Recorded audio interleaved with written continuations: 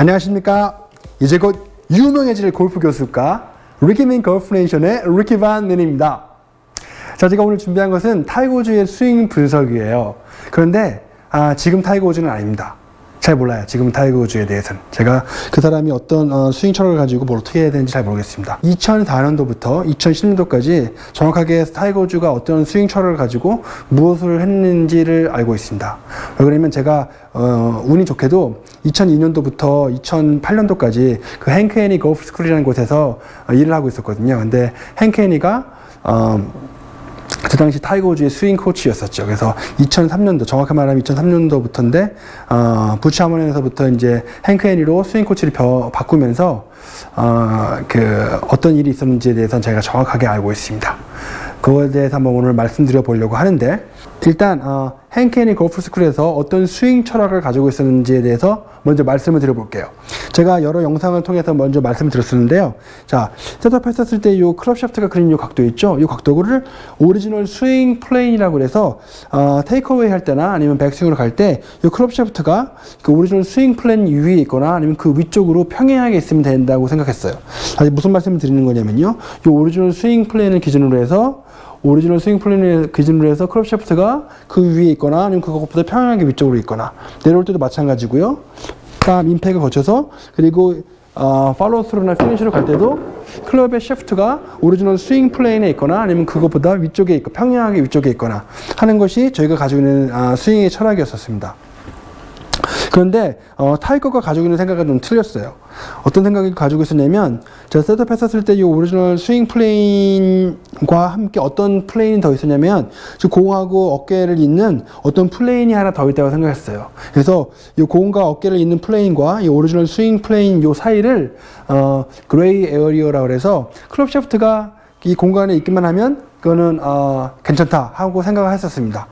특히 백스윙 탑이 더 중요하다고 생각했었는데 백스윙 탑에서 클럽 샤프트가 요 타겟 라인과 평행해지면 된다고 생각했어요. 근데 사실 이게 타이거 우즈뿐만 아니라 그때 당시에 뭐 여러 다른 골프 스쿨들이 가르치는 방법이 그거였었습니다. 백스윙 탑에서 클럽 샤프트가 가르치는 곳이 공이 날아가는 곳이다 하는 그런 어떤 근거에서 나온 건지 모르겠지만 하여간 그런 것들을 가르치고 있었어요. 그래서 타이거 우즈도 뭐 그런 생각을 가지고 있는 사람 중에 하나였어요. 그런데 문제가 뭐였냐면요. 백스윙 탑에서 이 오리지널 스윙 플레인보다 안쪽으로 들어가잖아요. 클럽 샤프트가. 그러면 이거 우리가 보기엔 이건 크로서 라인이에요. 라인을 넘어선 겁니다. 이렇게 되면 어떤 나쁜 일이 생기냐면요.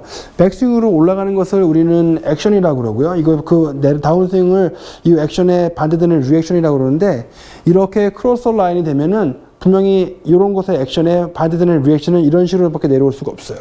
그럼 지금 보시는 것처럼 클럽 헤드와 손이 몸 뒤에서부터 따라와서 몸은 임팩트 원을 먼저 지나가는데 클럽 헤드는 너무 뒤에 있으니까 이것을 보상해주기 위해서 손을 급격하게 이렇게 플립해버리는 이런 현상이 일어납니다. 그래서 그래서 공을 왼쪽으로 크게 미스할 수밖에 없거든요. 근데 그때 당시 타이거가 가장 싫어하는 샷이 공을 왼쪽으로 미스하는 샷이었어요. 근데 이것이 타이거가 자기가 가지고 있는 스윙의 구조적인 문제에서 그렇게 온다는 것을 모르고 있었죠. 그래서 타이거 우즈는 그래서 나름대로 어떤 생각을 가지고 있었냐면 백스윙 탑에서 이렇게 좁아지니까는 이런 식으로 해가지고 플립을 하니까 좀 백스윙 탑에서 좁아지지 않기 위해서 백스윙을 좀 더 작게 하자 하는 생각을 갖고 있었거든요. 근데 작게 한다고 해도요. 백스윙 탑에서 클럽 샤프트와 왼쪽 팔이 오리지널 스윙 플레인보다 이렇게 스tip해지잖아요. 그러면 그건 크로서 라인이에요. 이게 아무리 백스윙을 작게 해도요. 클럽 샤프트가 이 라인보다 안쪽으로 들어오게 되면 그것은 크로서 라인입니다. 그렇게 되면은 이런 식의 리액션이 나올 수 있는 확률이 굉장히 커질 수밖에 없는 거죠. 이거는 스윙이 가지고 있는 그런 구조적인 어떤 메커니즘이에요. 그래서 행크가 우리 타이거에게 가장 먼저 했던 것이 백스윙 탑에서 왼쪽 팔과 왼쪽 클럽 샤프트의 각도가 오리지널 스윙 플레인과 평행해야지 된다는 것을 먼저 가르쳤습니다. 그런데 제가 MBC에서 하는 그 해설자가 하는 얘기를 들었는데 그때 해설자가 닉 팔도예요. 아시는 분들 있으실지 모르겠지만 지금 그 데이비드 레드베게러의 그 제자였었죠. 그래가지고 그 사람이 이제 뭐 여러 세계 메이저 대회도 우승하고 그때 당시 또 컴퓨터 스윙이라는 별명을 갖고 있었어요. 그렇게 해야지만 된다 그래가지고 뭐 하는 그런 것이 있었었는데, 하여간 그분이 해설하는 거 들었었는데 행크 헤니가 타이거를 망친다고 그랬어요.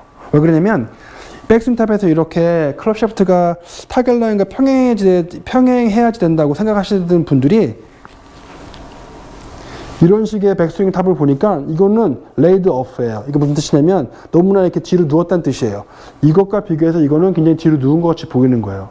그래서 이렇게 되면은 공을 엎어쳐서 공이 왼쪽으로 나간다고 생각하셨었어요. 그래가지고 타이거가 분명히 더 공을 더 왼쪽으로 많이 칠 거라고 생각했었는데 사실은 그렇지 않았죠. 공을 더 똑바로 치거나 아니면 살짝 드로우가 걸리거나 하는 그런 샷이었었죠. 자, 그러면 왜 이렇게 치는 것보다 좀 더 나은지에 대해서 한번 말씀드려볼게요. 자, 이런 식으로 크로스 라인이 되면 이런 식의 액션이 들어가면 이런 식의 리액션이 나올 수밖에 없다고 말씀드렸죠. 그런데 이런 식의 액션이 들어가잖아요. 그러면 반대되는 리액션이 이거예요. 그럼 클럽 헤드가 지금 손보다 살짝 바꿔서 나와 있죠. 여기서는 아웃에서 인으로 깎아쳐서 공을 약간 오른쪽으로 치는 그런 페이드 볼을 칠 수가 있습니다. 그런데 잘 치는 사람이면 잘 치는 사람일수록요, 임팩 했었을 때 왼쪽 손등으로 공을 이렇게 딱 캐치하는 그런 능력이 있어서 크게 오른쪽으로 미스하지 않습니다. 미스해도 약간 뭐 페이드가 나는 거지 큰 슬라이스는 나지 않아요. 그런데 잘 치는 사람이면 잘 치는 사람일수록 임팩에서 이렇게 왼쪽 손으로 아니면 오른쪽 손으로 딱 클럽 페이스를 다져주는 능력이 있기 때문에 백스윙 탑에서 이렇게 크로스 라인이 되면은 밑으로서 이렇게 루브돼서 이렇게 플립을 하게 되면요, 굉장히 크게 말리는 현상이 일어납니다. 그래서 잘 치는 사람들의 실수는 공을 왼쪽으로 크게 미스하는 거고요, 오른쪽으로 잘 미스하지 않아요. 그래서 백스윙 탑에서 이런 식으로 떨어지는 것보다는 이런 식으로 떨어지는 것이 좀 더 적은 실수를 할 확률을, 이건 좀 말이 좀 안 되는데, 실수가 적어지게 하는 그런 확률을 더 높일 수가 있는 거죠. 이해가 되시는지 모르겠는데 하여간 그렇습니다. 그래서 잘 치는 사람이면 잘 치는 사람일수록 이렇게 클럽 헤드와 손이, 이거는 뭐 스톡 비하인드라고 하는데, 이렇게 스톡되게 이렇게 뒤쪽에서부터 떨어지게 하지 않아요. 앞쪽에서 떨어지게 하는 것이 훨씬 더 유리합니다. 이런 식으로 해가지고 이렇게 컷 해가지고 오른쪽으로 가는 그런 샷을 더 많이 하게 돼요. 그래서 이런 체인지가 타이거가 그 행켄에게 와서 이렇게 만들어냈던 그런 큰 체인지였었죠. 제가 오늘 준비한 것은 여기까지인데, 오늘은 클럽 샤프트의 움직임에 대해서 이야기를 했어요. 근데 다음에 시간이 나면 클럽의 페이스의 변화는 어떻게 있었는지에 대해서 한번 말씀을 드려보고요. 그리고 가장 타이거를 괴롭혔던 그 하체 움직임, 이런 다운스윙에서 이런 식으로 움직이는 것들이 어떻게 해서 일어났는지에 대해서 한번 말씀을 드려보도록 하겠습니다.